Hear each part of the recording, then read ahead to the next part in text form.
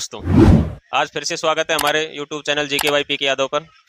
आज हम top 200 question का दूसरा पार्ट देखेंगे। इसके अंतर्गत लगभग हम 50 क्वेश्चनों का इसमें विश्लेषणात्मक अध्ययन करेंगे, व्याख्या सहित उन पर विचार करेंगे कौन से क्वेश्चन किस प्रवृत्ति के होते हैं। और ये सभी क्वेश्चन आरपीएससी या राजस्थान के किसी न किसी एग्जाम से जुड़े हुए क्वेश्चन हैं या लास्ट एग्जाम्स में आए हुए हैं। ठीक है, देखते हैं। पहला जो क्वेश्चन है वो पढ़िए, किसकी सिफारिश पर मत्स्य संघ को वृहद राजस्थान में सम्मिलित किया गया। ठीक है, देखो क्या है, राजस्थान एकीकरण से आपका एक दो क्वेश्चन आना स्वाभाविक है। राजस्थान एकीकरण के बिना राजस्थान का इतिहास है जो पूर्ण नहीं है। ठीक है, राजस्थान का निर्माण कैसे हुआ, ये सब के बारे में आपके जितने गवर्नमेंट सर्विसमैन हैं उनको पता होना चाहिए। आप किसी डिपार्टमेंट में आप ज्वाइन करने जा रहे हैं तो आपको पता होना चाहिए राजस्थान का निर्माण कैसे हुआ।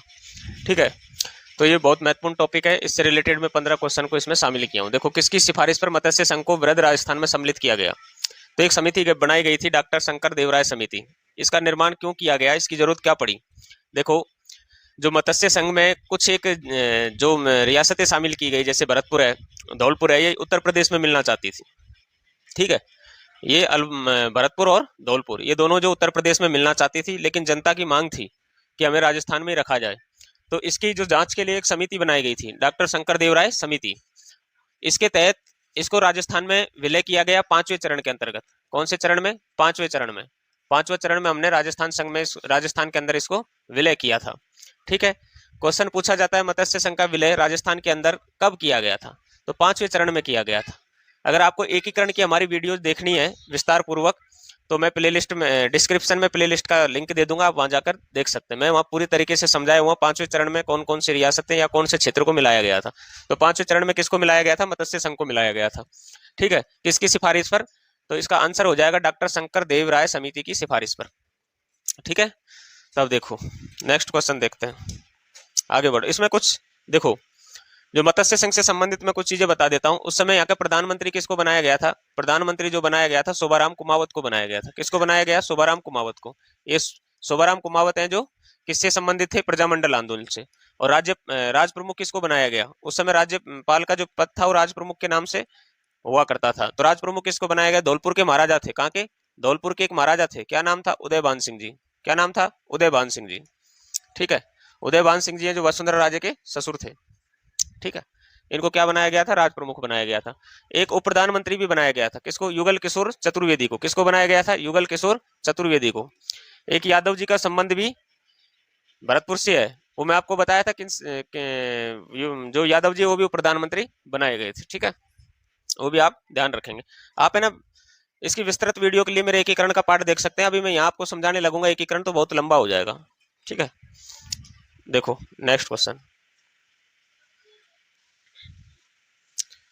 Question number 2। देखो, ये भी एकीकरण से संबंधित है। सिरोही का राजस्थान में विलय कब हुआ? भाई, सिरोही का राजस्थान में विलय हुआ छठवां उसमें मिल हुआ था, छठवां चरण, यानी कि 6 नंबर चरण में। कब? 26 जनवरी 1950 को, जिस दिन हमारा संविधान क्या किया गया था? लागू किया गया था। उसी दिन हमारा क्या हुआ था? सिरोही का विलय किया गया था। लेकिन उस दिन दो क्षेत्रों को छोड़ दिया गया था। कौन कौन से? आबू देलवाड़ा। ठीक है, उसके बाद में अजमेर मेरवाड़ा, अजमेर मेरवाड़ा। इन क्षेत्रों को उस समय शामिल नहीं किया गया था। ये हमारा कौन सा चरण था? छठवां चरण था। ठीक है, इनको एक्सेप्ट इनको छोड़ के लगभग राजस्थान का विलय पूरा हो चुका था। और इस छठवें चरण को क्या नाम दिया गया था? राजस्थान संघ। क्या नाम दिया गया था? राजस्थान संघ। इस चीज का ध्यान रखें। ठीक है, कौन सा चरण था? छठवां चरण था। आगे बढ़े, नेक्स्ट क्वेश्चन देखो। देखो क्वेश्चन पढ़ो, रियासतों के भारतीय संघ में विलय से पूर्व अस्तित्व में रहा कुशलगढ़ ठिकाना वर्तमान में किस जिले में स्थित है? देखो, कुशलगढ़ जो ठिकाना वर्तमान में बांसवाड़ा जिले में स्थित है। कहाँ पे? बांसवाड़ा में स्थित है। और जो कुशलगढ़ जो ठिकाना था, कुशलगढ़ जो ठिकाना था, कुशलगढ़ ठिकाने के उस समय ठिकानेदार कौन थे? सिसोदिया वंश से थे। कौन थे? राव हरिंदर सिंह। कौन? राव हरिंदर सिंह। कौन हुआ करते थे उस समय? राव हरिंदर सिंह हुआ करते थे। ठीक है, इसको थोड़ा ध्यान रखना। नेक्स्ट क्वेश्चन देखो, अभी क्या है, यहाँ ज्यादा समझाने मैं आपको समझा नहीं सकता, क्योंकि ये एक तरीके की चीज है, या बड़े बड़े जो कोचिंग जो सेंटर हैं वो इसको क्या नाम से बोलते हैं, आपको मालूम है तो मुझे कमेंट बॉक्स में बताना। ठीक है, देखो राजस्थान की देशी रियासतों में राज्य की सबसे पिछड़ी रियासत कौन सी थी? तो बूंदी। बूंदी तो हो नहीं सकती, धौलपुर भी नहीं हो सकती, पानी की अच्छी खासी व्यवस्था है। तो जैसलमेर, जोधपुर, बताइए कौन सी थी? तो जैसलमेर आंसर आपका सही होगा। जैसलमेर क्या, उस समय रेगिस्तान था, पूरा रेगिस्तानी एरिया था। कौन सा एरिया था? रेगिस्तानी एरिया था उस समय। तो रेगिस्तानी एरिया में क्या होगा, उस समय राजा महाराजाओं के सबसे बड़े इनकम का सोर्स क्या होता था?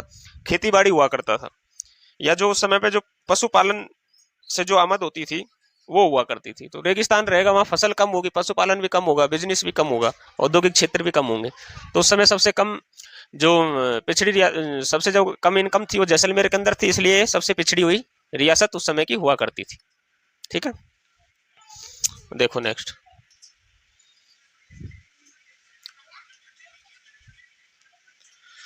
देखो, राजस्थान एकीकरण के 5वें चरण के समय इसका प्रधानमंत्री कौन बनाया गया?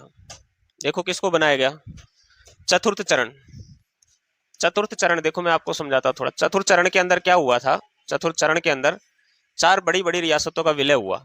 3 तो मगरमच्छ हो गए। 3 मगरमच्छ कौन कौन से हो गए? जयपुर, ठीक है, दूसरा जोधपुर, तीसरा कौन सा हो गया? जहां जोधपुर मिलेगा वहीं कौन मिलेगा? जैसलमेर मिलेगा। जैसलमेर के शासक बोले थे जहां जोधपुर मिलेगा वहीं जैसलमेर मिलेगा। और चौथी कौन सी थी? बीकानेर। उदयपुर तो पहले ही तृतीय चरण में इनको शामिल कर लिया गया था, यानी उदयपुर पहले ही राजस्थान संघ में मिलने को विलय पत्र पर पहले ही हस्ताक्षर कर चुकी थी। उन्होंने मनसा बना ली थी कि हमको राजस्थान के अंदर मिलना है।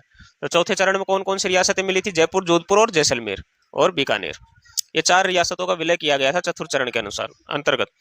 तो उस समय एक कंडीशन रखी गई थी महाराजा मानसिंह के द्वारा। मानसिंह द्वितीय थे। जयपुर के महाराजा कौन थे?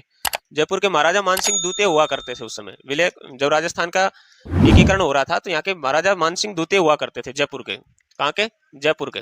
जयपुर के शासक कौन हुआ करते थे? मानसिंह द्वितीय। तो इनके सामने यानी हीरालाल शास्त्री को प्रमोट किया गया। हीरालाल जो शास्त्री थे चतुर्थ चरण में भी प्रधानमंत्री हुआ करते थे और 5वें चरण में भी हीरालाल शास्त्री को कंटिन्यू किया गया था, क्योंकि उस समय जयपुर के जो महाराजा थे इनका रसूख अच्छा खासा भारत सरकार के अंदर था। ठीक है, तो हीरालाल शास्त्री को 5वें चरण में क्या किया गया? भी कंटिन्यू रखा गया प्रधानमंत्री के पद के। ठीक है, तो अभी आपको याद रहेगा। देखो नेक्स्ट क्वेश्चन। देखो मैं ज्यादा डिटेल से यहाँ पे बात नहीं कर सकता क्योंकि हमें क्वेश्चन बहुत सोल्व करने हैं। अभी देखिए ये क्वेश्चन देखो। वृहत राजस्थान 30 मार्च 1949 में किस कमेटी की सिफारिश पर जयपुर को राजस्थान की राजधानी घोषित किया गया? देखो इसमें एक समिति बनाई गई थी, पी सत्यनारायण राव समिति। कौन सी समिति बनाई गई थी? पी सत्यनारायण राव समिति बनाई गई थी। किसको लेके? राजधानी के विवाद को लेके एक समिति का गठन किया गया था, पी सत्यनारायण राव समिति। ठीक है, इसके जो सदस्य थे कौन कौन थे? देखो इसमें सदस्य थे उसके मैं आपको बता देता हूं। पी सत्यनारायण समिति के अंतर्गत एक तो एसपी सिन्हा जी। कौन थे? एसपी सिन्हा जी। एसपी सिन्हा जी थे। ठीक है, दूसरे जो थे एक कर्नल हुआ करते थे, टीसी पुरी। कौन थे? Colonel TC Puri. और एक हुआ करते थे कौन? बीआर जो क्या नाम उनका? बीआर पटेल। इनको सरदार वल्लभ भाई पटेल नहीं समझना, बीआर पटेल। ये पेप्सू के क्या थे? सचिव थे। पेप्सू के सचिव हुआ करते थे। इनको क्या बनाया गया था? सदस्य बनाया गया था पी सत्यनारायण राव समिति में। इन लोगों को जिम्मेदारी दी गई कि जयपुर, जोधपुर, इसके अंदर में से कौन सी किस शहर को राजस्थान का क्या बनाया जाए? राजधानी बनाया जाए। तो इन लोगों ने जयपुर को यानी उचित समझा और जयपुर को क्या बनाया? राजधानी घोषित किया। किसको राजधानी घोषित किया था? पी सत्यनारायण समिति में कौन कौन सदस्य थे? क्वेश्चन आएगा निम्न में से कौन नहीं था? तो उसमें ये 3 ऑप्शन मिलेंगे आपको, SP Sinha, colonel TC Puri और बीआर पटेल।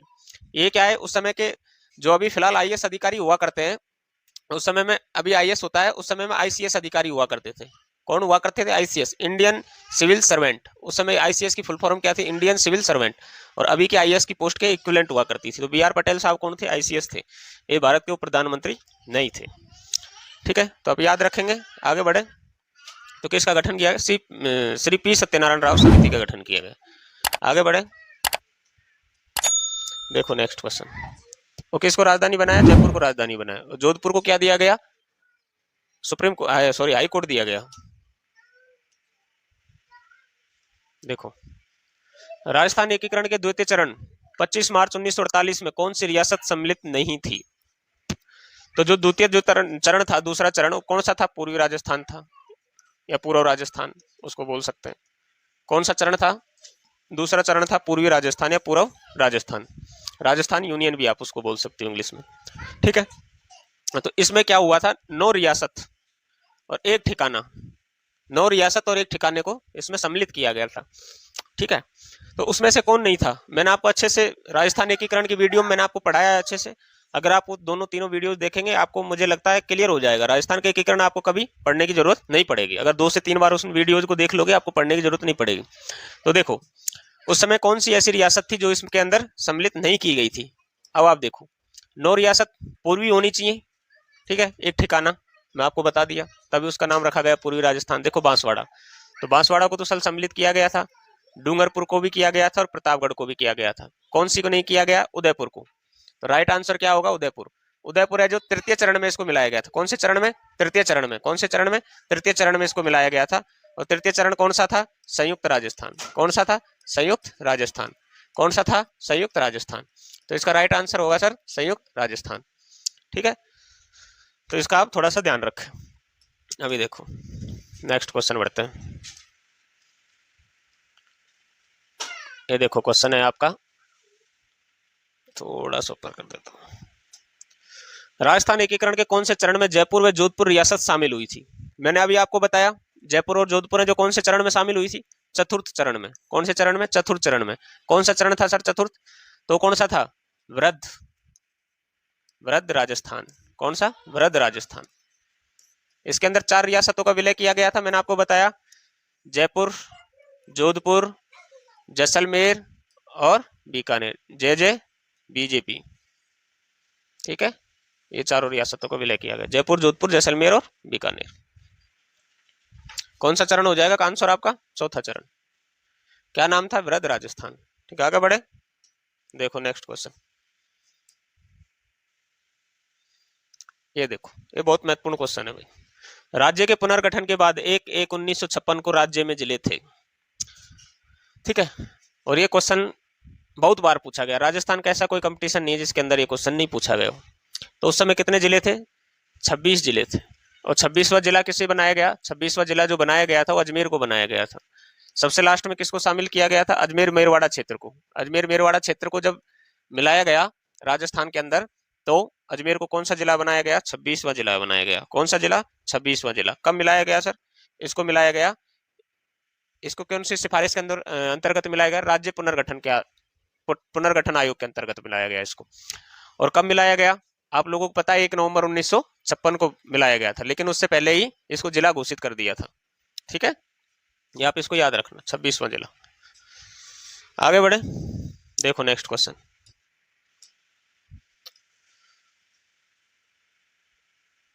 ये देखो, राजस्थान के एकीकरण के समय कुशलगढ़ ठिकानेदार कौन थे? तो देखो, जो प्रदीप सिंह थे, मैंने आपको पढ़ाया एकीकरण वाली वीडियो में, प्रदीप सिंह कहाँ के थे? लावा के थे। लावा उस समय जयपुर रियासत में पड़ती थी। राव हरिंदर सिंह है जो राइट आंसर होगा। कौन सा होगा? राव हरिंदर सिंह। राव हरिंदर सिंह उस समय कुशलगढ़ के क्या हुआ करते थे? ठिकानेदार हुआ करते थे कुशलगढ़। इनको सलामी अंग्रेज लोग नहीं दिया करते थे। राव राजेंद्र सिंह है जो कहाँ के थे? ये जो आपके क्या बोलते हैं, अलवर की जो नीमराणा, अलवर का एक ठिकाना हुआ करता था नीमराणा, ये नीमराणा के शासक हुआ करते थे उस समय के। तो राइट आंसर कौन सा होगा? राव हरिंदर सिंह कुशलगढ़, ठीक है। मैंने बताया हुआ है सारा कुछ। देखो नेक्स्ट क्वेश्चन। ये सभी क्वेश्चन किसी ना किसी एग्जाम में पूछे गए, इनका सब सार मैं आपको यहाँ प्रस्तुत कर रहा हूँ। उससे रिलेटेड जितने भी क्वेश्चन होंगे हम कोशिश करेंगे सबको शामिल करेंगे, ठीक है। देखो, सुमेलित कीजिए, ये रियासत है और रियासत के समय एकीकरण के समय में शासक कौन थे, इनको मैच करना है। कोट में यहाँ पे देता, टाइम ज्यादा लगता, मैं टाइम को बचाने के लिए यहाँ पे कोट आपको दिया नहीं, आपको खाली मैच करना। देखो, सुरोई का उस समय शासक था अभय सिंह था। कौन था? अभय सिंह था। उस समय शासक कौन था? अभय सिंह था। कौन था शासक? अभय सिंह हुआ करता था। अभी देखो, बूंदी का शासक बूंदी बैसे बहादुर सिंह। धौलपुर का उस समय शासक कौन था? उदयभान सिंह जी थे। इनको क्या बनाया गया था? मत्स्य संघ का राज प्रमुख बनाया गया था। और जैसलमेर के कौन थे? रघुनाथ सिंह जी थे। कौन थे? रघुनाथ सिंह जी। कौन? रघुनाथ सिंह जी। तो याद रहेगा अभी, सिरोही का अभय सिंह, बूंदी का बहादुर सिंह, धौलपुर का उदयभान सिंह जी और जैसलमेर के रघुनाथ सिंह जी, ठीक है, आगे बढ़े। अभी देखो, राजपूता यूनियन नामक संघ बनाने का प्रयास किस शासक ने किया था? देखिए, जब राजस्थान का जब विलय या एकीकरण होने की जब बातें चल रही थी, तो सभी जितने भी राजा उस समय राजस्थान के अंदर थे, चाहे वो मारवाड़ के हों, ठीक है, चाहे वो मारवाड़ के रहे हों, चाहे उस समय बीकानेर के शासक हों, और चाहे धौलपुर के शासक उदयभान सिंह जी हों, ठीक है, ठीक है, उदयभान सिंह जी हों, और चाहे मेवाड़ के शासक भोपाल सिंह जी हों, मेवाड़ के शासक भोपाल सिंह जी हों, ये सभी लोग ने अपने अपने स्तर पर कोशिश की थी कि हम अलग से स्वतंत्र रहें। उसका कारण क्या था? उसके कारण कई थे। उसमें सबसे बड़ा कारण क्या था कि हमारे राजस्थान के अंदर 4 ऐसी रियासतें थे जिनको स्वतंत्रता थी, या तो राजस्थान पाकिस्तान में मिले, चाहे भारत में मिले, चाहे अपना स्वतंत्र अस्तित्व रखें। उसका कारण क्या था कि 4 रियासतों की जनसंख्या 10 लाख से अधिक थी, और जो आय थी वार्षिक आय 1 करोड़ से अधिक थी। वो 4 रियासतें कौन कौन सी थी? जयपुर, जोधपुर, उदयपुर और बीकानेर।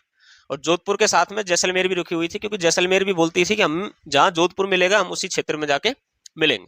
तो इन 4-5 जो रियासतें थी, इनका स्पष्ट वो था कि हमको कहाँ मिलना है। इनमें से अलग अलग समय पर विभिन्न प्रकार की कोशिशें की गई अलग अलग स्टेट बनाने की। तो राजपूता यूनियन नामक जो संघ बनाने का जो प्रयास किया गया था, उदयपुर के महाराणा थे उस समय भोपाल सिंह जी, ठीक है, कहाँ के थे? उदयपुर के महाराणा हुआ करते थे उस समय के। कहाँ के? उदयपुर के महाराणा। इन्होंने राजपूताना यूनियन जो नामक संघ है ये बनाने की उस समय प्रयास किया था, लेकिन वो विफल रहे, क्योंकि इन्होंने निमंत्रण तो भेज दिया था, 22 अन्य रियासतों के शासक भी आए, रियासतों के शासक इनकी मीटिंग में आए भी, लेकिन ये सभी जो शासक हैं जो किसी के अधीन काम नहीं करना चाहते थे। बाद में क्या हुआ? भारत सरकार के अधीन काम करना पड़ा, लेकिन किसी ना किसी जगह तो आपको अधीन रहना ही पड़ेगा। ठीक है, नेक्स्ट क्वेश्चन देखते हैं। ये देखो, निम्नलिखित में से कौन सी रियासत जीवीय राज्य में शामिल नहीं थी? मैंने अभी आपको बताया 4 रियासतें थी, जयपुर, उदयपुर भी थी, जोधपुर भी थी, कोटा नहीं थी भाई। कोटा की जगह कौन सी रियासत थी? बीकानेर। मैंने अभी आपको बताया कौन सी रियासत हुआ करती थी? बीकानेर। इसके लिए मैंने कंडीशन बताई, 10 लाख की तो क्या होनी चाहिए? जनसंख्या होनी चाहिए, और 1 करोड़ से अधिक की आय होनी चाहिए, आय, ठीक है, तभी आप जीवीए उसमें रह सकते हो। ठीक है, देखो नेक्स्ट, एक भी क्वेश्चन मेरी वीडियो से बाहर नहीं है इसके अंदर। पहले पेपर का जितने पुराने एग्जाम हुए उनके मैं पहले उसका अध्ययन करता हूं, उसके बाद ही मैं वीडियोज बनाता हूं। भारत की रियासतों के विलय के लिए सरदार वल्लभ भाई पटेल के नेतृत्व में रियासती विभाग जुलाई 1947, कितना जुलाई? 5 जुलाई, कितना जुलाई? 5 जुलाई 1947 में गठन किया गया था। इस विभाग के सचिव वीपी मेनन जी थे। मैंने आपको बताया सीनियर आईसीएस हुआ करते थे। सीनियर क्या हुआ करते थे? आईसीएस। ठीक है, इसके बारे में ज्यादा बात करने से कोई फायदा नहीं है, एग्जाम में बहुत कम पूछा जाता है। नेक्स्ट क्वेश्चन, जो सिंपल क्वेश्चन अभी हो गए अधिकतर एग्जाम में पूछा नहीं जा रहा है अभी। सर्वप्रथम किसने 1939 में राजस्थान की रियासतों के समूहीकरण व एकीकरण के प्रश्न को उठाया? तो भाई कौन थे उस समय? तो लॉर्ड एक लिनलिथगो, अंग्रेज अधिकारी हुआ करते थे उस समय। इन्होंने एकीकरण के उसको प्रश्नों को उठाया। कौन हुआ करते थे? अंग्रेज अधिकारी थे, लॉर्ड लिनलिथगो। इस चीज का ध्यान रखें। आगे बढ़े, देखो ये क्वेश्चन भाई मेरी नजर से बहुत इंपॉर्टेंट है। क्या है? मेरी माँ रोती है तो उसे रोने दो, जिससे सैकड़ों माताओं को रोना ना पड़े, सैकड़ों माताओं को रोना ना पड़े। उपर्युक्त कथन राजस्थान के किस क्रांतिकारी का है? बताओ भाई। अर्जुन लाल सेठी, दामोदर दास राठी, प्रताप सिंह बारठ, जोरावर सिंह बारठ। तो ये कथन है प्रताप सिंह बारठ का।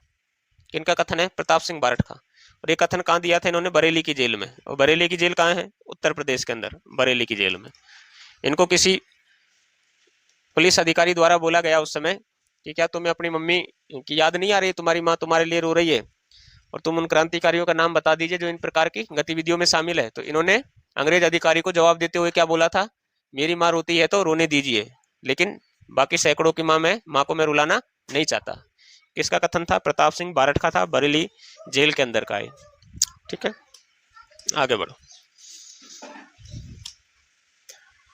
देखो ये भी क्रांतिकारियों से संबंधित बहुत अच्छा क्वेश्चन है, और क्रांतिकारियों का क्वेश्चन हर एग्जाम में पूछा जाता है। जैसलमेर में गुंडा राज, जैसलमेर में गुंडा राज, जैसलमेर में गुंडा राज पुस्तक किस प्रसिद्ध क्रांतिकारी द्वारा रचित है?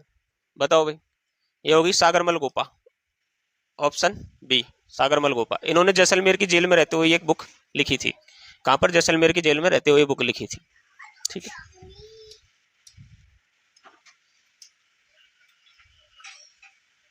देखो,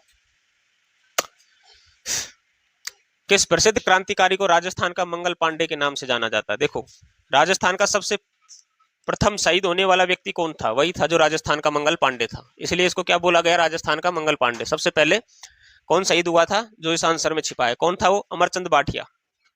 ये वैसे मूलतः कहाँ के रहने वाले थे? मूलतः बीकानेर के रहने वाले थे। कहाँ के रहने वाले थे? बीकानेर के रहने वाले थे।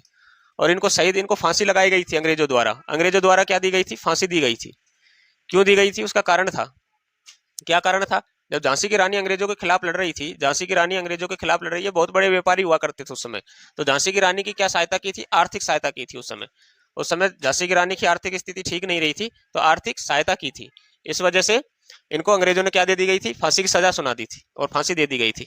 और ये राजस्थान में सबसे पहले शहीद होने वाले व्यक्ति थे। कौन? अमरचंद बाठिया। कहाँ के रहने वाले थे? मूलतः बीकानेर के रहने वाले थे, इसलिए इनको क्या बोला जाता है? राजस्थान का मंगल पांडे नाम से इनको जाना जाता है। तो राजस्थान के मंगल पांडे कौन थे? अमरचंद बाठिया।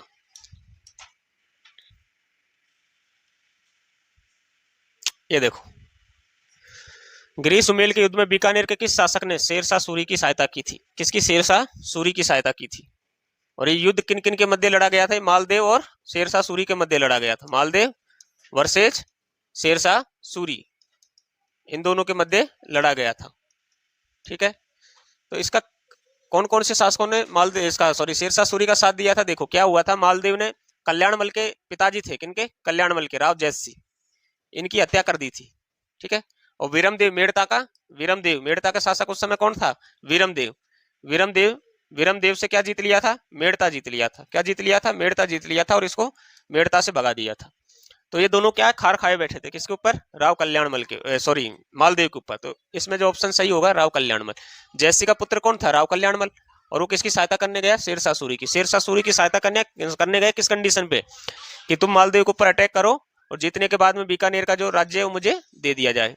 और इसी प्रकार से बीकानेर में, सॉरी वीरमदेव मेड़ता भी अपनी शर्त रखता शेरशाह सूरी के पास। ये जीतने के बाद वीरमदेव मेड़ता को मेड़ता दे दिया जाता है और कल्याणमल को वापस बीकानेर दे देता है शेरशाह सूरी।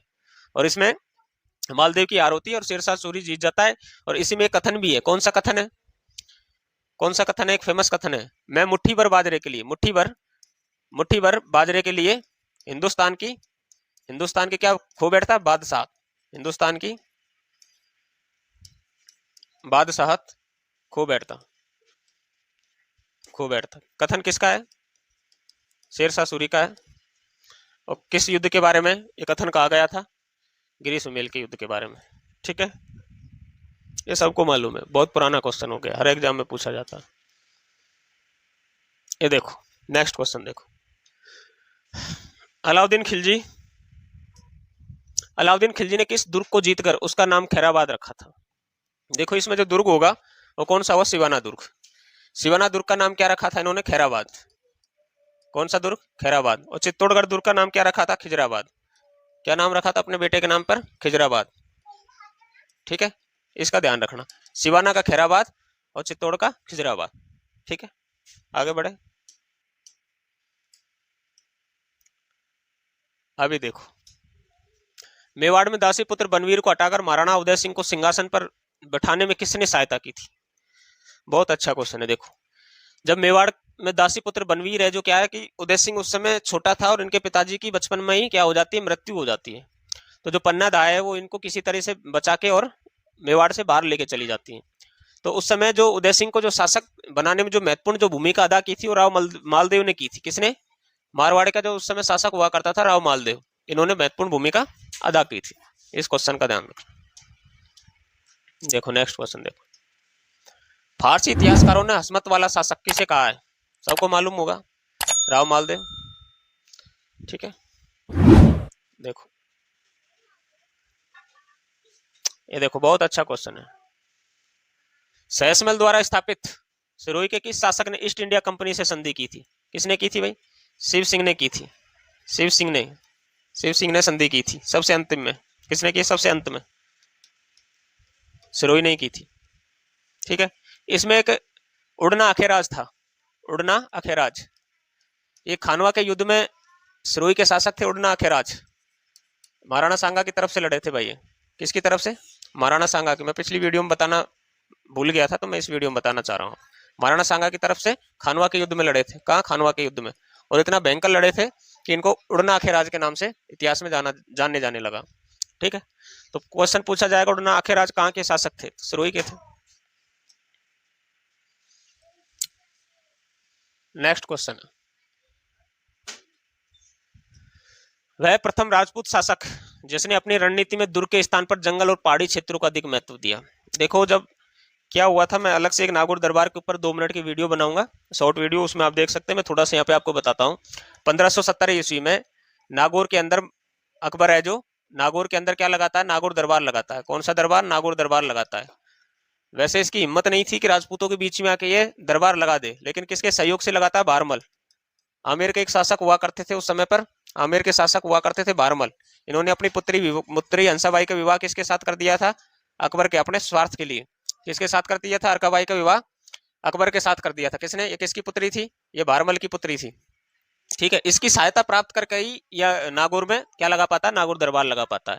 बाकी अकबर चाहे कितना भी उस समय महान शासक रहा हो, ताकतवर शासक रहा हो, लेकिन राजपूतों के बलबूते पर ही रहा था। इन लोगों में फूट डाल के बहुत बड़ा एक कूटनीतिज्ञ था, डिप्लोमेट बोल सकते हैं इसको। इतना अच्छा शासक नहीं था, लेकिन डिप्लोमेट बहुत अच्छा हुआ करता था। ठीक है, इन्होंने राजपूतों को आपस में लड़ा कर ही अपना बादशाहता कायम रखी थी। तो देखो उस समय क्या हुआ था कि जो मारवाड़ का जो शासक हुआ करता था उस समय, हुआ करता था मारवाड़ का शासक कौन? चंद्रसेन। चंद्रसेन नागौर में शामिल होने के लिए निकलता तो है मारवाड़ से, लेकिन वहां देखता है कि वहां पहले से इनका भाई होता है मोटा राजा उदय सिंह। कौन सा राजा? मोटा राजा उदय सिंह। वो पहले से ही नागौर दरबार में उपस्थित होता है अकबर के शरण में। तो ये देखता है कि जब मोटा राजा उदय सिंह यहाँ पर उपस्थित है तो मुझे जाने की जरूरत नहीं है, क्योंकि इन दोनों में उस समय संघर्ष चल रहा था। किसको लेकर? राजगद्दी को लेकर। दोनों में संघर्ष जारी था उस समय पे। तो ये क्या करता है? चंद्रसेन वापस आ जाता है। उसके बाद से क्या होता है? अकबर है जो इसके ऊपर अटैक करना शुरू करता है चंद्रसेन के ऊपर। तो चंद्रसेन क्या करता है कि दुर्गों का इस्तेमाल ना करते हुए ये क्या करता है कि जंगल और झाड़ियों का प्रयोग करता है।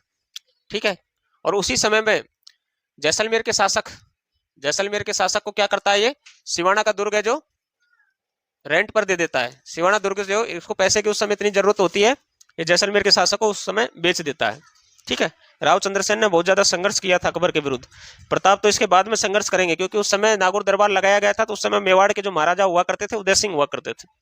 ठीक है, जो सबसे पहले जो सर्वप्रथम जो विरोध किया था अकबर का, किसने किया? चंद्रसेन ने किया था। देखो नेक्स्ट क्वेश्चन देखो, किस शासक की मृत्यु पर औरंगजेब ने कहा था कि आज कुफ्र का दरवाजा टूट गया, धर्म विरोध का दरवाजा टूट गया? तो वो कौन थे? वो इसके मामा ही थे, महाराजा जसवंत सिंह प्रथम। ठीक है, इसके बारे में औरंगजेब ने ऐसा कहा था।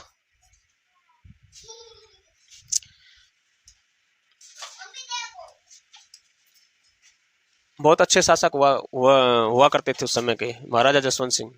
ठीक है, इनके बारे में पूरा पढ़ना, इससे क्वेश्चन आने की संभावना ज्यादा रहती है। रानी उमादे जो इतिहास में रूठी रानी के नाम से प्रसिद्ध है, किस राठौड़ शासक की पत्नी थी?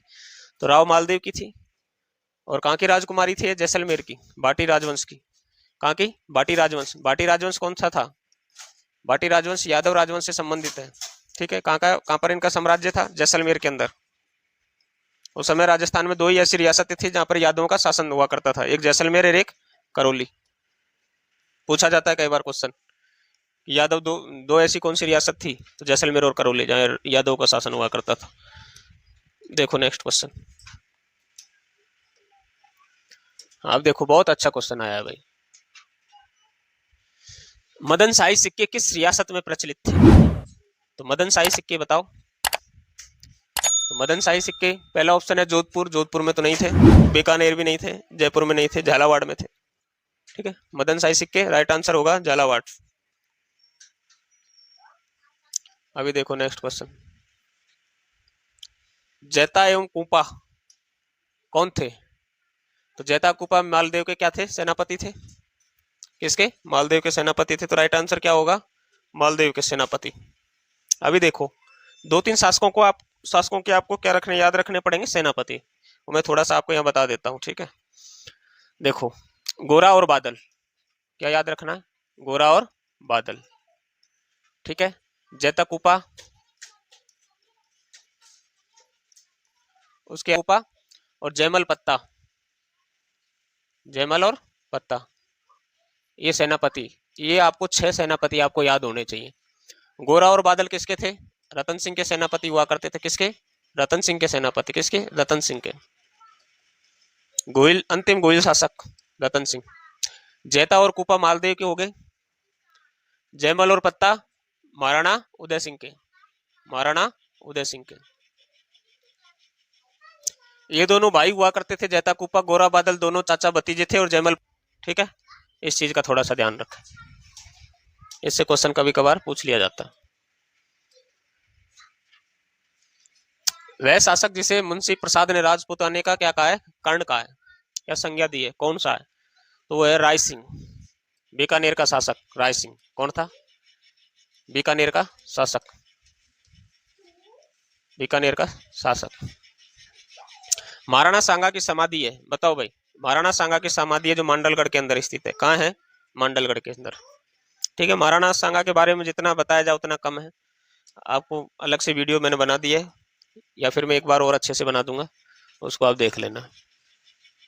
ठीक है, इनके बारे में जितना बखान किया जाए उतना कम है। महाराणा प्रताप हो गया, महाराणा कुंभा हो गया, महाराणा सांगा हो गया, ये मेवाड़ के इतिहास के बहुत प्रसिद्ध शासक रहे। अलाउद्दीन खिलजी ने किस दुर्ग को जीतकर उसका नाम खैराबाद रखा था? दोबारा रिपीट हो गया लग रहा है। सिवाना दुर्ग है, खैराबाद खिजराबाद है जो चित्तौड़गढ़ दुर्ग था। अजय देव के नाम से चांदी के सिक्के किस चौहान शासक ने चलाए थे? तो अजय देव के नाम से अजयराज ने चलाए थे, अजयराज चौहान ने। कौन सा शासक था? अजयराज चौहान। कहाँ का शासक था? अजमेर का चौहान। कहाँ का? अजमेर का चौहान। इस चीज का ध्यान रखना।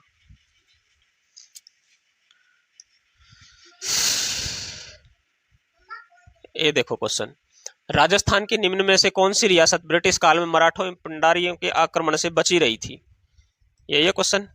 तो बीकानेर एवं जैसलमेर होगा आंसर। ये दो ही रियासत ऐसी थी जो मराठों से बची रही थी। देखो, कोटा और उदयपुर सबसे ज्यादा जो परेशान, सबसे ज्यादा अटैक हुए थे जयपुर के अंदर हुए थे, लेकिन ये परेशान सभी थी। सबसे ज्यादा अटैक, सबसे ज्यादा जो अटैक झेले थे किसने झेले थे? जयपुर ने झेले थे। किसने? जयपुर ने झेले थे। किसके समय? सवाई जयसिंह के समय। किसके समय? सवाई जयसिंह के समय। ठीक है, और उसके बाद में किसने झेले थे? कोटा बूंदी ने झेले थे भाई, कोटा बूंदी ने। मेवाड़ ने भी इसका सामना किया था। ठीक है, तो कौन सी रियासत बची रही थी? बीकानेर और जैसलमेर। उस समय क्या है कि मराठा और पिंडारियों का एक चलन था कि ये लोग पैसे के बदले में एक दूसरे राज्य पर अटैक किया करते थे। क्या लिया करते थे? पैसे लिया करते थे। इस शासक से भी पैसा लिया, जिस पर अटैक किया उससे भी पैसा लिया। ये लूटने का कार्य करते थे पिंडारी और मराठे। बहुत ताकतवर थे उस समय पे मराठे। हाँ, एक क्वेश्चन और छूट गया। फारसी इतिहासकारों ने हसमत वाला शासक किसे कहा था? राव मालदेव को कहा था। क्वेश्चन 1-2 है जो रिपीट कर गए। देखो नेक्स्ट क्वेश्चन, देखो बहुत अच्छा क्वेश्चन, शिलालेखों से संबंधित है। शिलालेखों का या सिक्कों का एक क्वेश्चन 100% आता है भाई। बिजोलिया शिलालेख में निम्नलिखित में से किस वंश का उल्लेख मिलता है? बताओ भाई। अजमेर के चौहान वंश का उल्लेख मिलता है। किसका? अजमेर के चौहान वंश का। तो राइट आंसर क्या होगा? बिजोलिया कहाँ पर है? बिजोलिया जो भीलवाड़ा के अंदर है भाई। कहाँ पर है? भीलवाड़ा के अंदर एक जगह पड़ती है। वहां पर क्या मिला? एक शिलालेख मिला। ये शिलालेख है जो किस भाषा में? संस्कृत भाषा में। कौन सी भाषा में? संस्कृत भाषा में। इसके रचयिता कौन है? गुणभद्र है। कौन है इसके रचयिता? गुणभद्र है। 2-3 चीजें याद रखना बिजोलिया शिलालेख के बारे में। और इसी में क्या नीचे भी सेम क्वेश्चन है, वत्स गोत्र का ब्राह्मण बताया गया है। ये इसी शिलालेख के अंदर बताया गया है। किसमें? बिजोलिया शिलालेख में बताया गया है। चौहानों को क्या बताया गया? वत्स गोत्र का ब्राह्मण बताया गया। कौन से गोत्र का? वत्स गोत्र का। ठीक है, ब्राह्मण बताया गया। किस शिलालेख के? बिजोलिया शिलालेख के अंदर। ये कहाँ पाया गया? भीलवाड़ा में। कौन सी भाषा में? संस्कृत में। इसके रचयिता कौन है? गुणभद्र है। और इससे किसके बारे में जानकारी मिलती है हमें? अजमेर के चौहानों के बारे में जानकारी मिलती है। ठीक है, आगे बढ़े। क्वेश्चन बहुत ज्यादा है, थोड़ा स्पीड से हमें आगे बढ़ना पड़ेगा। ठीक है, तभी क्वेश्चन पूरे हो पाएंगे। हमारा लक्ष्य है कम से कम 50 से 60 क्वेश्चन कम से कम मैं इस वीडियो में आपके कंप्लीट करवाऊं। देखो, बूंदी राज्य में प्रचलित सिक्के थे। देखो, बूंदी राज्य कटार शाही थे, चेहरे शाही भी थे, राम शाही भी थे, तो उपयुक्त सभी हो जाएगा भाई। ठीक है, उपयुक्त बूंदी राज्य में प्रचलित सिक्के कटार शाही, चेहरे शाही और राम शाही, उपयुक्त सभी सिक्के। निम्नलिखित में से गलत कथन है। 11-15 सिक्के शाहपुरा, उदय शाही सिक्के भरतपुर, सालिम शाही सिक्के बांसवाड़ा, सालिम शाही सिक्के बांसवाड़ा, और उसके बाद में गुमान शाही सिक्के कोटा। देखो इसके अंदर देखो आप, 11-15 सिक्के शाहपुरा एकदम सही है, सालिम शाही सिक्के बांसवाड़ा एकदम सही है, गुमान शाही सिक्के कोटा एकदम सही है। उदय शाही जो सिक्के हैं वो कहाँ के फेमस, कहाँ पर प्रचलन में थे? बांसवाड़ा के अंदर। कहाँ पर? बांसवाड़ा के अंदर, बांसवाड़ा डूंगरपुर के अंदर। कौन से सिक्के? उदय शाही सिक्के, उदय सिंह द्वारा चलाए गए थे। तो ये भरतपुर है जो गलत होगा, भरतपुर की जगह क्या आएगा, बांसवाड़ा उदयपुर या डूंगरपुर आएगा। डोडिया व अखेसाई नामक मुद्रा प्रचलित थी। देखो अखेसाई सिक्के किसके द्वारा चलाए गए थे, अखे सिंह के द्वारा चलाए गए थे। अखे सिंह कहाँ के शासक थे, तो जैसलमेर के शासक थे। तो आंसर क्या हो जाएगा, जैसलमेर। डोडिया व अखेसाई नामक मुद्रा प्रचलित थी कहां पर, जैसलमेर में। आगे बढ़े, स्लो स्लो, ये भरतपुर हो गया, रिपीट हो गया क्या क्वेश्चन, रिपीट हो गया। ये देखो ये सभ्यताओं से संबंधित क्वेश्चन आ गया है। देखो असुमेलित युग्म है, जोधपुरा, बालाथल, रंगमैल, नगरी, और इनके सामने क्या दी गई है, नदियां दी गई हैं। अब देखो तो एक बार लगाओ अपना विवेक, कौन सा गलत है। देखो बालाथल बेड़च, रंगमैल सरस्वती, नगरी बेड़च, ये दोनों कहाँ हैं, उदयपुर के अंदर है। कहाँ है, उदयपुर के अंदर है। ठीक है, सरस्वती ये सॉरी रंगमहल ये कहाँ है, हनुमानगढ़ के अंदर है। कहाँ पर है, हनुमानगढ़ के अंदर है। ठीक है, जोधपुरा ये जयपुर के अंदर है भाई, और ये लूनी नदी के किनारे नहीं है, सावी नदी होगा इसका आंसर। क्या होगा, सावी नदी। ठीक है, इसका ध्यान रखना। इसमें आपको शहर भी याद रखने हैं या जिले याद रखने हैं और नदियां याद रखने हैं। तो लूनी नदी नहीं होगा, जोधपुरा सावी नदी के किनारे। ठीक है,